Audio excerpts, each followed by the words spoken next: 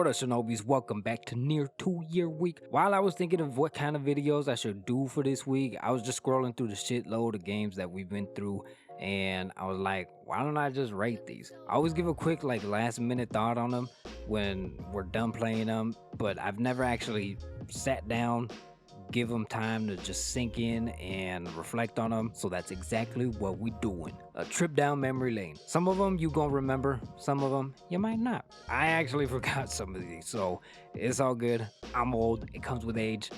Let's get rolling.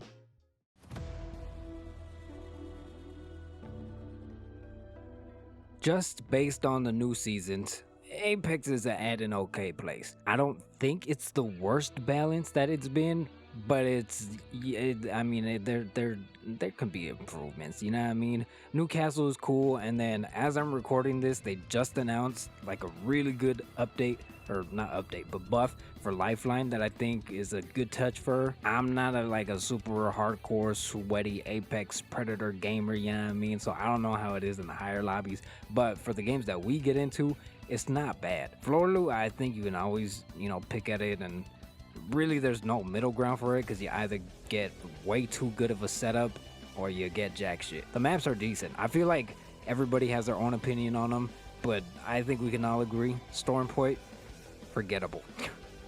Forgettable, and it literally dropped what, 2-3 seasons ago. So for me, they definitely need to add a new map, and honestly, if they just keep on updating the guns and keep on rotating them, do their little minor adjustments, maybe add a couple more hop-ups, bring back the disruptor rounds, please. I think it'd be a pretty mad decent battle royale. I'm always gonna play it though, because it's just always there, and we do have fun playing it, especially when we're actually on our A game. But for now, 7 out of 10.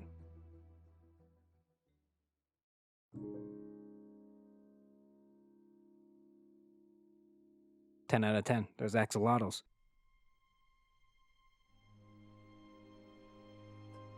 A classic in the game, man. A start to a magical journey and a game that shaped my childhood, TBH. I'll try not to be too biased just off of nostalgia, but really there's not much to complain about. You have a mix of Final Fantasy, Disney, and new characters.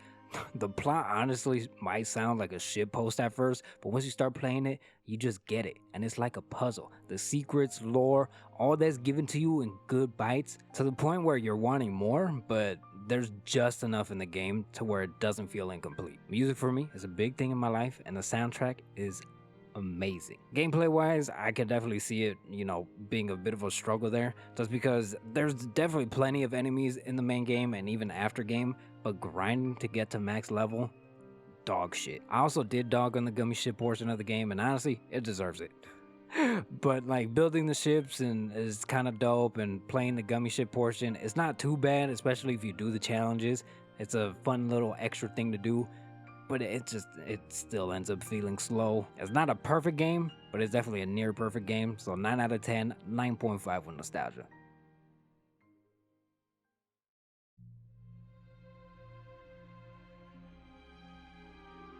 Abzu was so good. I'm gonna just say that off rip. It's one of those games that you can definitely get through one sitting and enjoy every single second of it. It's gonna be a trend for the games like this that have nothing but music and environment to feel the story, to where the player connects with the characters in a different way than just like a regular main story game like KH. With KH, everything is straightforward. The characters, they all have their names, they all have their backstories, you know what's going on. But for this game, you name the characters, you build the story, you make the enemy, all that stuff. Because these kinds of games rely on music and environment, it could be their downfall, but you ain't gotta worry about that with Abzu. The colors, the lighting, the sound, ambience, music evolving as you progress through the sections, it's all so good. Now, all that being said, for me, a good game also, you have to have replayability in it. It's definitely replayable, but it doesn't hit as much as the first time. That also being said, it does not take away from what Abzu is, which is an amazing experience.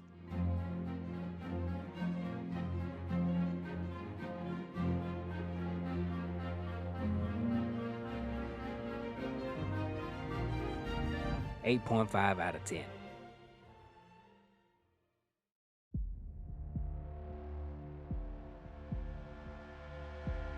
man, this one's a tough one. I'm gonna just give it a hard time because Mr. J is dead in it, and the game just like he's like in the game, but not really because he's just like in your head. I've always loved Batman as a character and the whole storyline and all of Gotham, so to be able to play it for a third time in the main Arkham series and still enjoy it as much as the first time, great. And if you played it from the beginning, you can see it progressively evolve. Main game wise, great story. Scarecrow for me has always had the potential to be that guy, and he definitely proves it in this game. We also see Batman at his lowest point, and you don't really see that a lot. So when it does happen, you know shit is going down. One of the things I really love about these games is the side missions. They're so good. They give the villains their limelight, and it just adds to the chaos of what's going on in Gotham. Some of them though, they are a bit repetitive, like with Firefly or with Penguin, but the combat, at least for the missions like Penguin's, makes it enjoyable. Combat for this game is like water. Since the start of the Arkham series, man,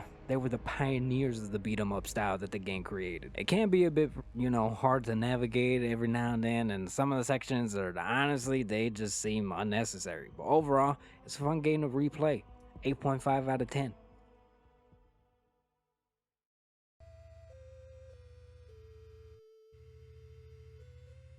This is just a random game that I picked up because it caught my attention. It's a dope little soundtrack, or it has a dope little soundtrack. I love the art style, love the story. It added stuff as you progress through it. I know it's not like a super long game and it's not like super high tech, but for what the devs were able to do with it, I liked it. And I liked, where they were going. And I mean, I haven't kept up with it since then. I really should. But honestly, if it becomes more than what it is now or what it was when I played it, I'd be down to check it out. 9 out of 10.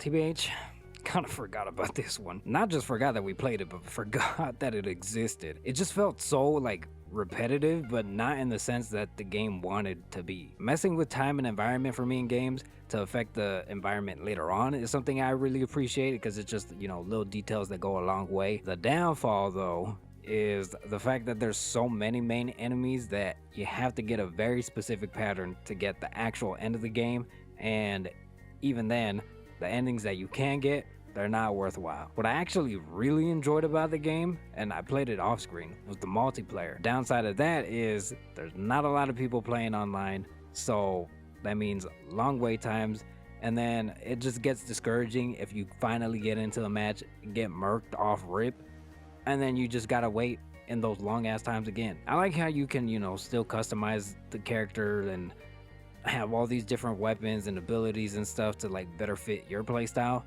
but it's overall it was enjoyable, but definitely was a drag at times. 7 out of 10.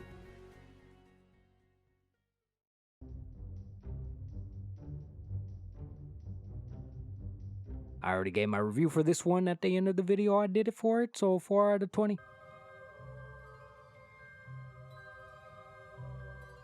It's games like Lost and Random that make me look forward to the future of games. The story for me, personally, is something that I've never seen done before. I love weird shit like giant rapping demon scarecrow people, a walking box named mini dicks, and giant robots. So the game was perfect. I also love the whole concept of like having to shoot or die for combat, but that's also the thing that holds the game back. There were literally sections where it would take 15 minutes. I'm not kidding. 15 minutes to get through just because you can't roll a certain number that you need for a specific card. It just makes the game feel like way longer than it should be, honestly, and really boring when it's not, because it's got a lot of charm, it's unique, and the personality. I love the characters in this game, and some of them I wish had more screen time, but overall was a good story. I'd give it an 8 out of 10.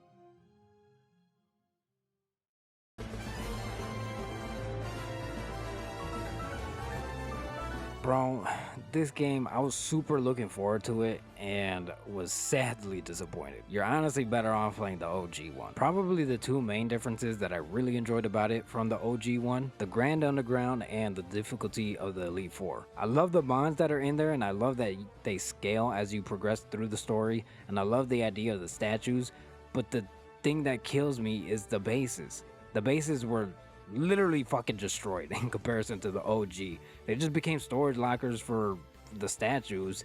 Believe me, I get it. It's not a game like Animal Crossing. That's not the whole point of Pokemon. But the fact that now online is accessible by a shitload of people, they had so much potential, man. The contests were also just obliterated, man. Now they're just shitty rhythm games in comparison to the OG. A big thing that people like complained about a lot when it first came out was the graphics. But I mean, let's be honest, who the fuck plays Pokemon for graphics? It ain't Dark Souls except for this bitch. You play to collect them all, man. To shiny hunt, breed, battle your homies, and dick them down with pro strats. All that being said though, I wouldn't say I recommend it, but I also wouldn't stay away from it. Like if you got time for it, I guess pick it up. 7 out of 10. 7.5 with nostalgia.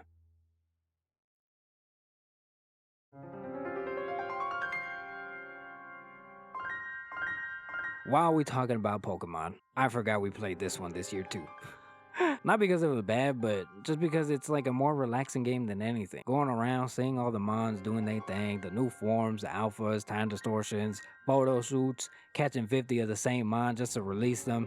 It's a completionist game. Story was cool too. It was honestly the first time in a long time that I got interested in an actual Pokemon story. If the game had some kind of like gym system or like a battle tower thing, that'd be sick. And honestly, if it did, it'd probably be a 10 out of 10, but without all that, 8 out of 10.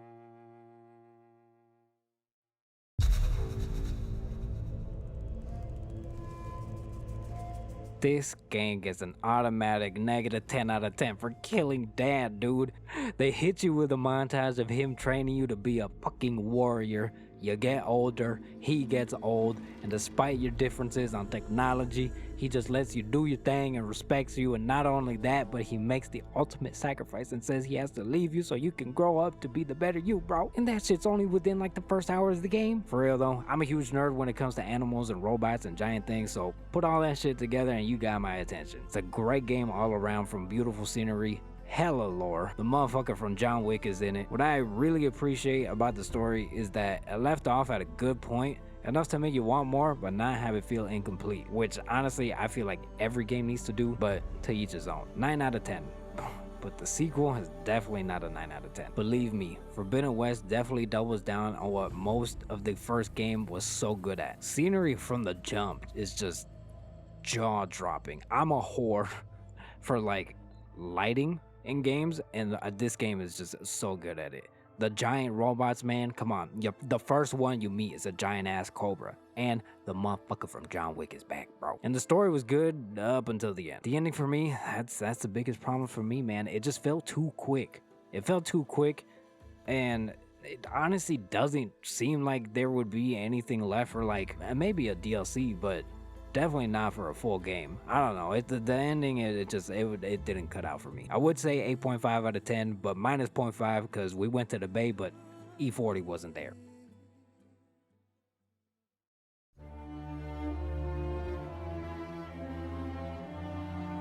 Why I waited so long to play this one, I don't know, and I definitely regret never playing it, period. I could only imagine playing this back in the day on the PS2, hearing this is gonna be released, playing it for the first time, and then having nostalgia pump through my veins like 50 tons of coke.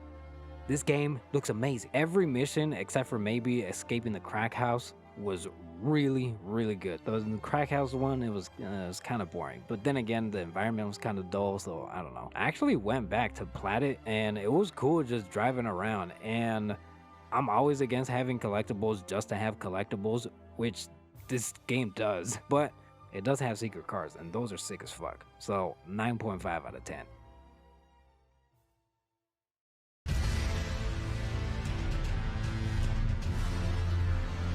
The game of the year, but not for me.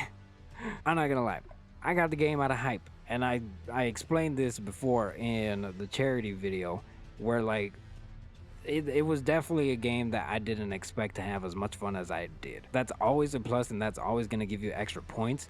But to be honest, I just got it to play with friends. Don't ask me about the fucking story, because all I know is I gotta prove to some giant ass golden tree that I'm a pimp with maidens. How I prove that is by going around and fucking up trees, dragons, and giant dumplings. If we're being fair though, you can't disagree in saying that FromSoft in general have the best level design. The whole world is just perfectly woven. The boss design, the soundtrack, how it all links together, it's fucking amazing. 9.5 out of 10.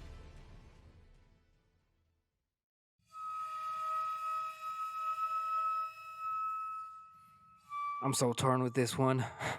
The combat is just too wonky, and there's not really like an option to be sneaky. You can definitely dodge situations where they put you in a combat, but you inevitably have to fight, and you really don't feel like fighting in this game. Sure, you can upgrade your shit, but like no combos, and there's like no quick way to just like release a talisman or like just shoot a bow. You know, and it's even if it had that, that would make the combat feel so much better. And man, don't get me started on the collectibles. There's way too many of these, and they don't do shit. Sure, you get money once you take them to the cats. Sure, they add more lore because it explains like what they represent and everything. But it's at the end of the day pointless because there's so many of them. You have so much money left over even after buying everything. Dude, and the crows, they don't shut the fuck up.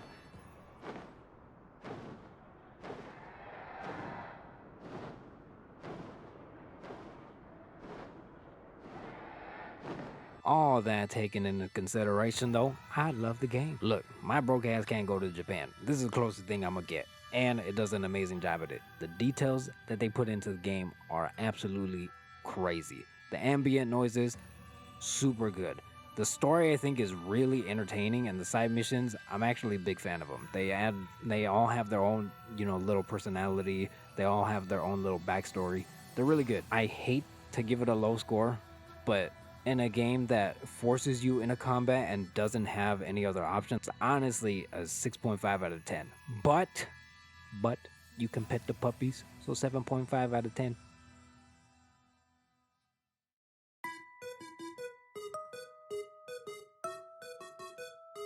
I'm so glad I played this game, especially during tax season. I love the music, I love the style, I love the story. The key to Turnip Boy is the comedy. Side characters in games can just be boring and completely useless. You just speed through the dialogue, but every side character in this game is either something funny, or rather has something funny to say, or is just a fucking meme. Combat is alright, which is kind of weird because the DLC is just like a boss rush kind of thing. The comedy is what keeps you playing Turnip Boy and unlocking all the secrets, so I'm not sure why the devs went with like a combat focused DLC, but 9 out of 10, bro.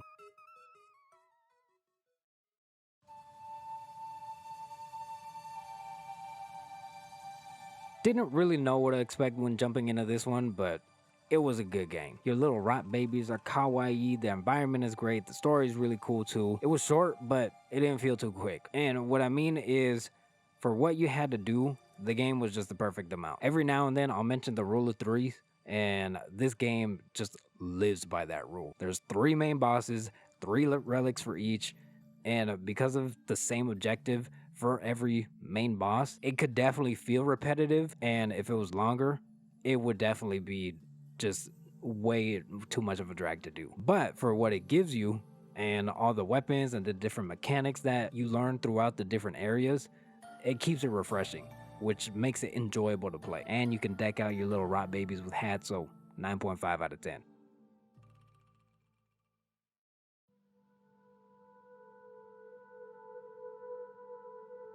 This game is fucked.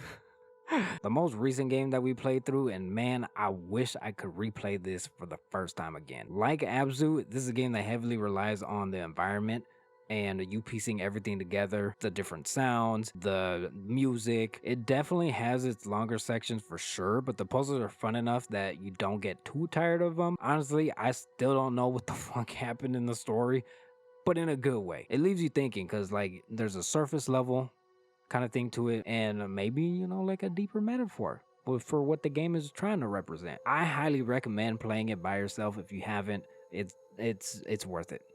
9 out of 10.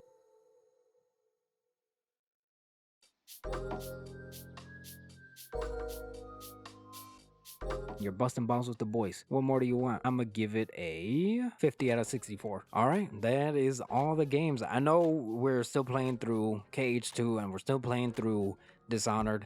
I didn't want to put them into the thing just because we haven't completed them 100%, so I feel like it'd be an unfair review. We played a lot, and I'm really excited for this upcoming year. I already know in October there's a lot of shit that I want to play because I didn't go too crazy last year for spooky season, and this year it's gonna suck for me. It's gonna be really enjoyable for y'all, so I appreciate y'all for sticking with me, whether you're new to the channel, been here since day one or day one of year one.